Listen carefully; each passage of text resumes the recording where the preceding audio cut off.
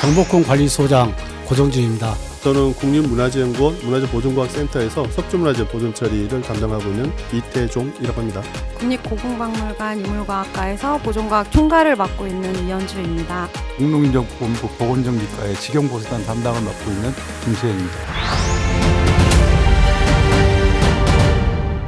4대 공하고 종묘, 조선왕릉의 긴급 경상 보수 업무를 하고 있거든요. 지방 밑에 지방까지는 아니고 국릉만 저희가 그런 긴급 경상 보수 업무를 담당하고 있습니다.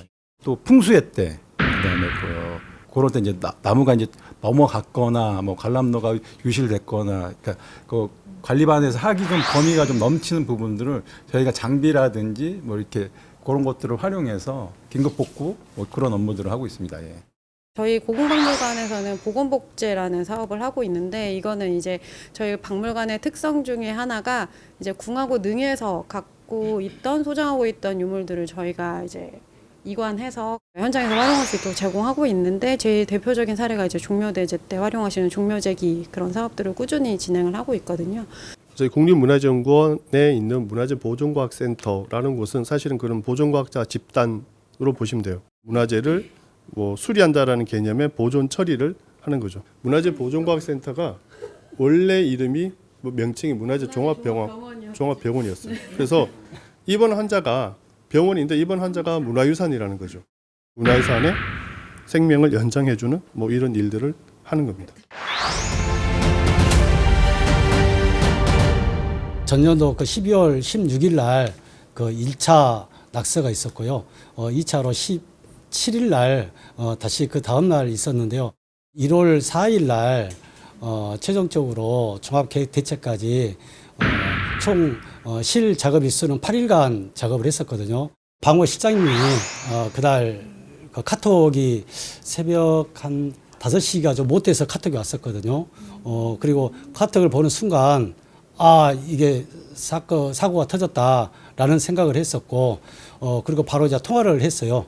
통화를 하고 어떤 상황인지 통화를 했던 거고, 그래서 그날 16일 날 새벽 5시 한 40분경에 집에서 옷을 갈아입고 일단 출발을 했던 거죠.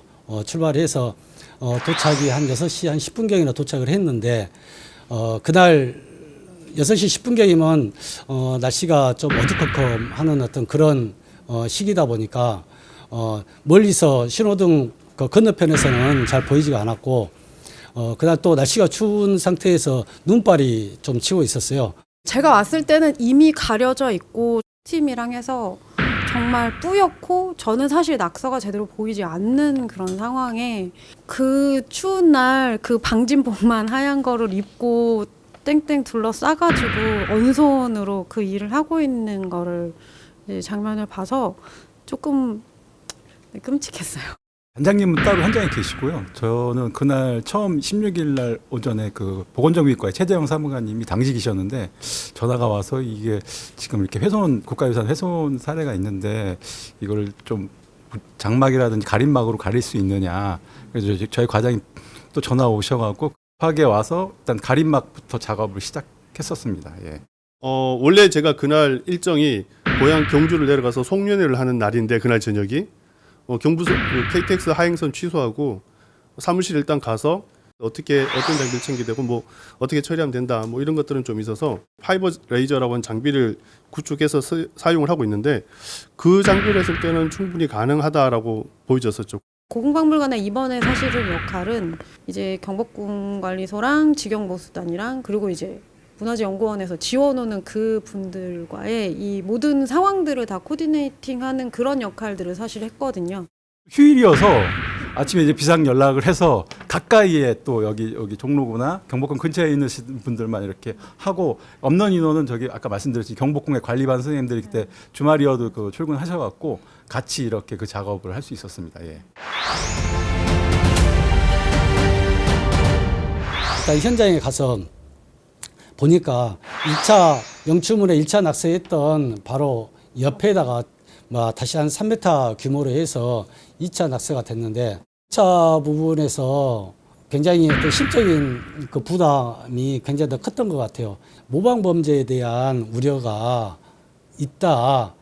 이게 만약에 정말로 모방 범죄로 가기 시작하면은 이거 한도 끝도 없다. 그 모방 범죄에 대한 부분은 어떻게 보면은 경복궁 그 담장에 대한 낙서를 어떻게 조치를 하냐, 어떻게 대응을 하냐에 따라서 그 모방 범죄에 대한 부분은 희석을 시킬 수가 있고 그렇지 않고 오히려 가속시킬 수 있는 그런 하나의 기준이 될 수가 있겠다라는 부분이었기 때문에 지금 현재 감정평가 의뢰를 해서 어느 정도의 금액이 나올지에 대한 부분들을 지금 계속 좀 후속 조치를 지금 하고 있거든요. 법의 테두리에 벗어나서 많은 사람들의 의식 개선이 필요하다. 그런 부분들이 오히려 포커스가 더 크게 둘 필요가 있다. 임의대로 판단을 해서 임의대로 가서 지우거나 혹은 막 깎아내거나 혹은 그걸 인위적으로 파내거나 그렇게 하게 되면은 오히려 좋은 의도가 오히려 문화재 훼손을 시키는 범법자가 될 수가 있기 때문에 경복궁 같은 경우는 문화재청에서 직접 관리를 하고 있기 때문에 경복궁 관리소라든가 문화재청에다 직접 하면 될 것이고요. 혹은 경찰서라든가 신고를 해주시면은 부분을 어떻게 볼거할 거냐 부분은 별도로 이렇게 정리를 하지 않을까 싶습니다.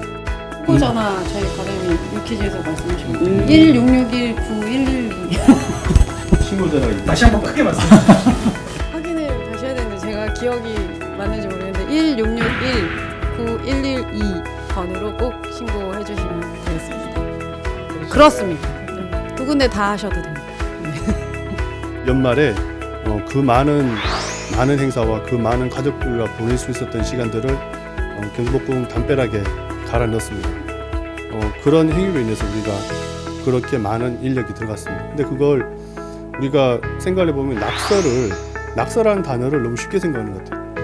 낙서라고 표현한다기보다는 그냥 이건 문화재 훼손 행위라고 보여집니다. 아직까지도 작년 12월 16일에서 벗어나지 못하고 있는 저희 동료들에게 가장 큰 감사를 드리고 이번에 함께 도와주신 여러 선생님들께 너무 멋있는 상황들이 많았거든요.